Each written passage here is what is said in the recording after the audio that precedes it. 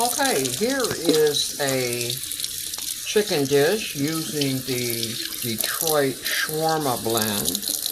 And what I'm doing first is I am rinsing this chicken off in sort of coolish water.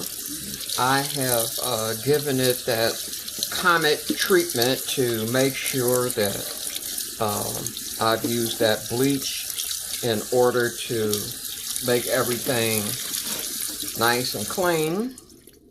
And there are some things that say that we are not supposed to rinse the chicken off, but I think if you are rinsing down the drain and you are careful what you touch, I'm a little less concerned that there is salmonella because I am using chicken that has been air chilled, and so not the same chicken that ends up in big vats of stuff that has been, that's subjected to a lot of things are all together, and I think that's how the salmonella spreads.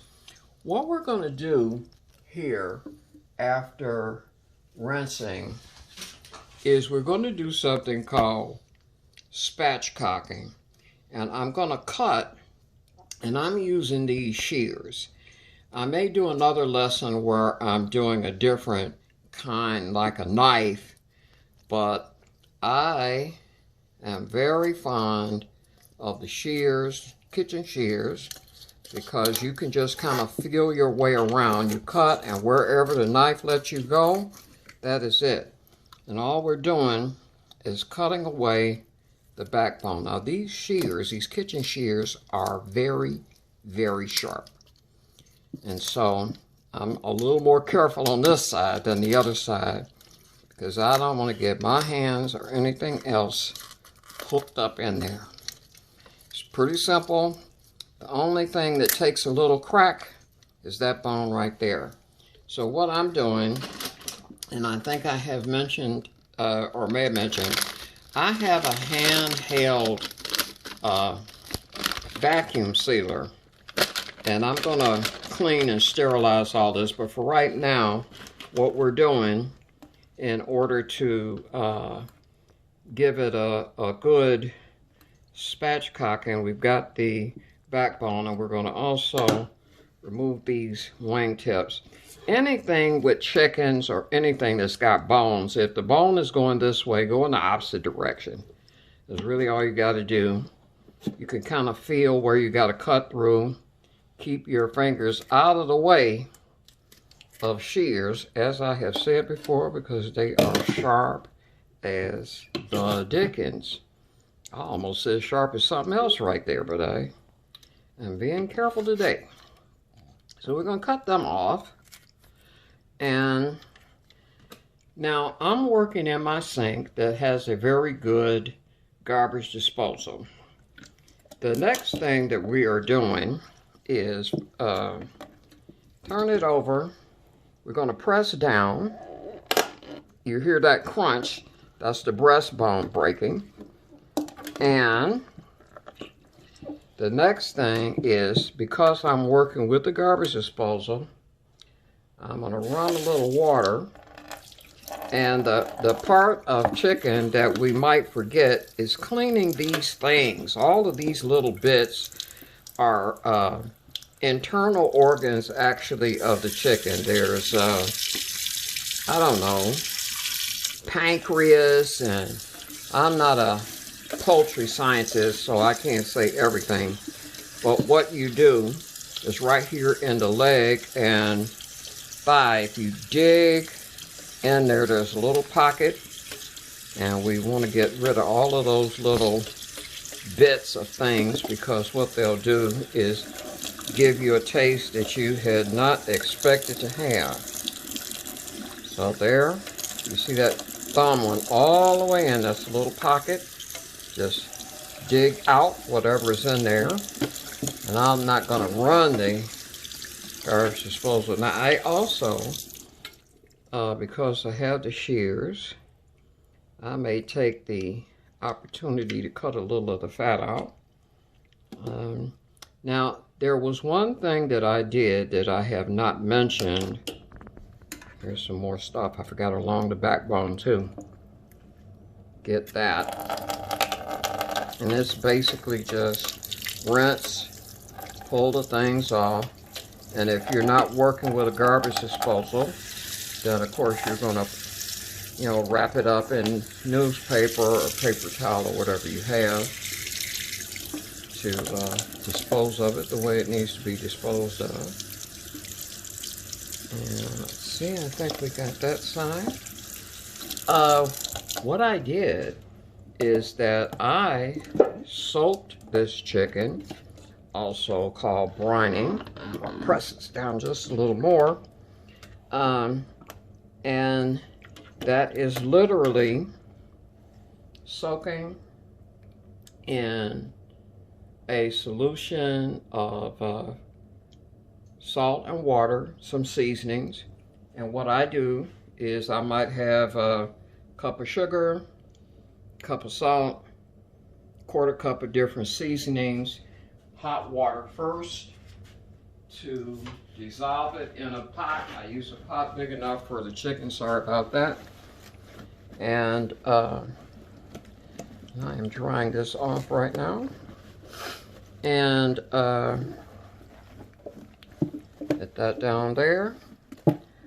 And then mix in cool water. And then the chicken soaks in that. And because this is a free-range chicken, the regular chickens in the grocery store might have a little less blood, less fresh, because it's, you know, it's been soaking. So a natural chicken, you might want to brine first and get everything going. So we've dried it a little bit, and in the recipe that I gave you, I had already done what I've said to do, which I have the Detroit Shawarma blend mixed up with some garlic powder and salt, and I'm using a spoon just to liberally get this around. And I'm using olive oil. We could have used bacon fat, you could have used butter. And what I'm going to do is just, this was, I think I said a tablespoon, but you got to use your judgment depending on what size of a chicken. And what we're going to do is just massage those seasonings in and that oil very well all the way around. And we're going to put some, we're going to pull the skin up here at the breast and get some of the seasoning in there. Fold that in really well. We turn them over, and a little oil there. The same thing, like I said, I'm using the olive oil today. Could have used softened butter, could have used bacon fat, or whatever we wanted. The trick with this spatchcocked chicken is, and you will see that what I'm going to do is, as I work, because this is my home sink and I do keep it clean, I'm pulling stuff up with a paper towel and lifting it up. And what I have said to do, it may sound kind of crazy, but you're going to take a plate and you are going to put that chicken on the plate. You're going to loosely cover it with paper towel, wax paper, whatever you normally would use. I wouldn't cover it so that the air doesn't get to it. We're going to stick it in the refrigerator so that the skin dries, so that when it roasts, it will be very crisp. So at the least 2 hours, could be up to a day. We'll come back when that's done. Okay, we are continuing the spatchcocked chicken. And I took it out of the refrigerator. I let it actually sit in the refrigerator, very loosely covered with parchment paper, wiped it down, let it sit at room temperature for an hour to bring it up to room temperature. And if you will recall, what we were doing is letting the surface dry out for this step. So the next thing I'm doing is I am adding, it could have been, because I was using the olive oil before, but I decided for this step of browning the chicken to use the bacon fat that I hold on to for dear life. And one of the things that I can tell you is that I use a good natural, and you see I'm moving the skillet around to make sure that I have enough to brown. And I'm going to say we need a little more. Probably need a little more. But one of the things that I can say for sure is that I use the bacon fat pretty regularly. And so I'm very careful not to get any bits of bacon, the actual meat, when I am rendering the fat or pouring it off after, you know, there's been bacon cooked. And I keep it in this, don't y'all scream now, this is old school from back in the day. This is probably my grandmother had this. But I keep it, and I'm usually using up whatever it is in about a week. If you are going to hold on to it, I would put it in the refrigerator just to be certain that it stays safe. And so we are going to let this heat up a bit. I have this on very low right now, but I'm going to turn it up a little bit to kind of a medium, not so hot that the fat is smoking. And if you're using olive oil, you actually could even use butter. If you are mixing, you would mix olive oil or some other oil that you're using with butter. That would also be good. You mix another oil in to make sure that the butter doesn't burn. But we're going to heat this up for a little bit, and we'll start browning pretty soon. All right, we've been browning and doing what we can do here. I have lifted the chicken up a little to give the drumsticks a chance to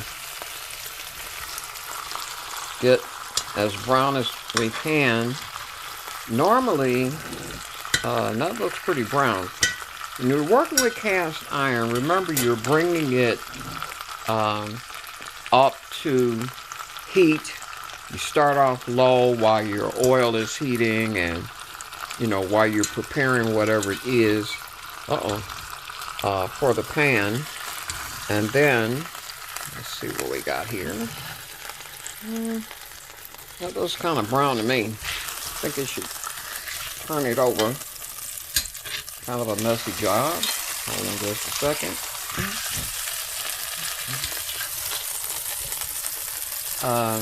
And then, you know, keep in mind that you have to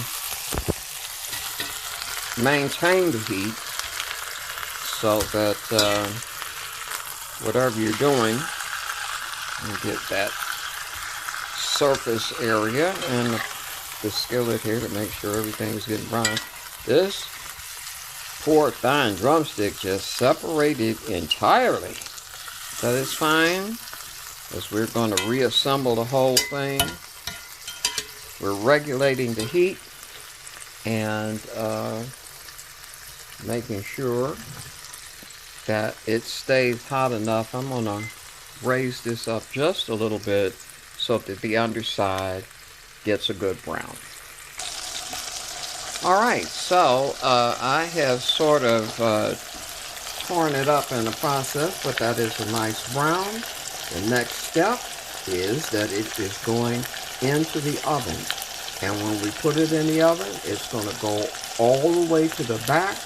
We're going to have the handle of the skillet turned over on one side, and then in about 30 minutes we're going to open it, we're going to dump those onions in, and then turn it to the other side to roast for an additional 20-30 minutes or whatever it's going to take.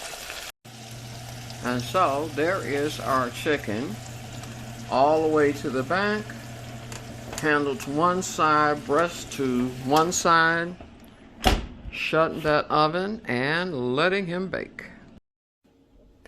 All right, the next step of this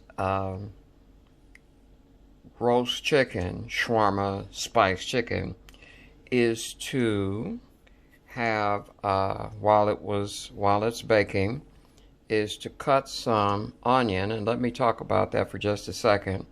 I am a firm believer in only using sweet onion if at all possible. And the reason is because it has natural sugars. And my dad always says that one of the most important things in cooking does happen to be the sugars and the sweetness, but we want that to come from the food itself, from its own natural things. So I have a whole very large sweet onion here, and the other thing that I want to show, I'm just gonna, and this is, I'm using the santuku, so really the point should go in first and then down. But I'm going to tell you that I do whatever I think will work. I keep my fingers out of the way. And that is basically it, because all we're trying to do is get nice pieces of this very good and sweet onion in. And the other thing that we're going to do is we're going to drizzle it with a little of the oil. And what I had used before at the beginning of all of this, remember I poured a little of the, this is a garlic flavored olive oil, and there's about a tablespoon of that left. I'm going to give it a little of the seasoning. You know what? No, I'm not. I'm not going to give it the exact seasoning mix that we had. We want to kind of mix it up a little bit. So I think what I'm going to do is just give it some quick grinds of black pepper. And the other thing I wanted to show you is this. I'm finishing the chicken that we roast with green onion. And we are calling green onion a lot of things. When it starts showing up in the fresh market, it's spring onions, bulb onions, scallions. I think when it's this small, it's a scallion. Now, in order to use them, particularly if they've been in the store, we're just peeling off the parts that are kind of woody. I've got those shears off again. Those are old and are not going to cook up very well. And the secret that I have for making very small pieces that we can scatter over the chicken once we scatter the white is I'm just taking the shears and cutting very, very little tiny pieces. And I have cut the stalk this way and now this way in order to just get little pieces, because when you eat it, you know, you don't want all of that. Now, what I'm going to do in just a minute is I'm going to pull that roasting bird out. We're going to scatter the onions and the green onions over, and it's going to roast maybe for another 20 minutes because it smells like it's pretty much cooking. It's been roasting for about 30 minutes, so we'll see what happens. Okay, so I'm going in. I am turning this around very, very carefully. You can see it is doing its thing, trying to brown and do what it can do, and I am just dumping these onions over the top and quickly sticking the whole shebang back in the oven, and I will pull my meat thermometer out now. I'm going to give it about 10 minutes and then we'll see where we are. So I, being the kind of person that does not want to fool around where chicken is concerned, I have my trusty meat thermometer out. The chicken breast should be 165, and this looks like 145 right now, so it is not done the way it should be. And now I'm going to check the way your meat thermometer works best is that it's not hitting. Now I know that is too close to the bottom of the pan. Let me cut that off and try again, because sometimes the different parts of the chicken, and this chicken was such a big one. Okay, so the thigh, I think that was still a little close to the bone, but what I'm going to say is that most of the time, if we can move the thigh around freely in the socket, it's done. So I'm going to see, oh yeah, I guess that's probably done. So what we're going to do, and I mean that just came right off, and so I am going to remove them for a little bit. We're going to give the breast a little more time to cook. And you see what these onions are doing. They are trying to caramelize and mix in with the natural juices of the meat. And so we will let that move along. And the next step, and if you're doing it, it just depends on the size of the chicken and how hot your oven really gets. I'm going to test this breast to make sure it's not overly cooked, because even the thermometer could be wrong. But usually the breast and the dark meat do not cook at the same time, and we do not want the breast to be overcooked or dry, and we don't want the dark meat to be undercooked. So we're going to check and see. I'll get right back with you. So the spatchcocked chicken has attained a nice brown there on the breast, and you see of course where we cut those wingtips off earlier. And I took it out and put it on a plate, covered it with a little parchment paper, because what I wanted to do is make sure that these onions are all caramelized, and that sauce that's going to go over the top is thickened. Be very careful handling your skillet coming out, because remember it was in a 425 degree oven. So I am starting this on medium high, and we want to make sure that all of the onions are nicely brown. And what you can see is how thick this is. Some of this, of course, is the juices from the chicken, fat that's cooked off, and just the natural juices. But a good part of this, if you see the thickened part of it, that is from the sugars in the onions. And let me say for the record, and I'm going to turn this down because I don't want it to burn. So mixing the sugars and the onion and the Detroit shawarma blend that we mix up here has ground food use type of rose petals, allspice, cayenne, little cayenne, it's not hot at all, cumin, black pepper, some garlic, and some white pepper. And you know the shawarma is all over everywhere, and that is one of Detroit's favorite dishes. Now, if you go to the places that make it, it's stacked up. The pieces are stacked on like a vertical spit, and then they roast, and then the people bring that knife down and cut off those pieces. But this is going to give you the taste of that.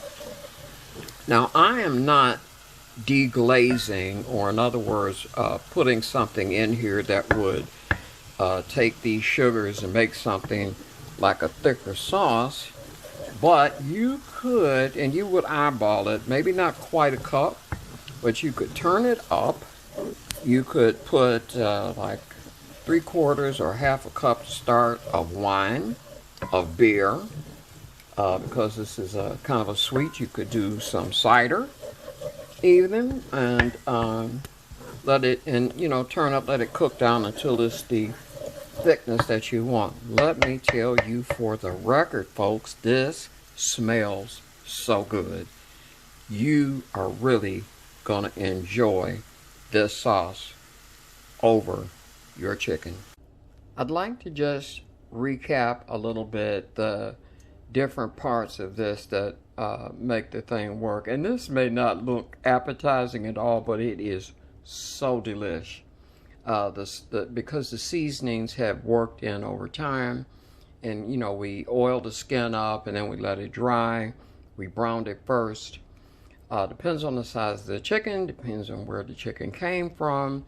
If you have been roasting and baking chickens before, and you know, you can tell when it's done, you're wiggling the thigh around, or you know, to me the best thing is always having this and making sure that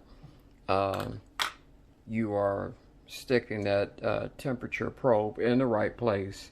And you know, the chicken, of course, is done at 165 degrees. And so when you taste this, the onions that have been cooked down with the pan juices, and the juices have the seasoning, is giving you a little sweetness, but we used no sugar, and I hope you enjoy.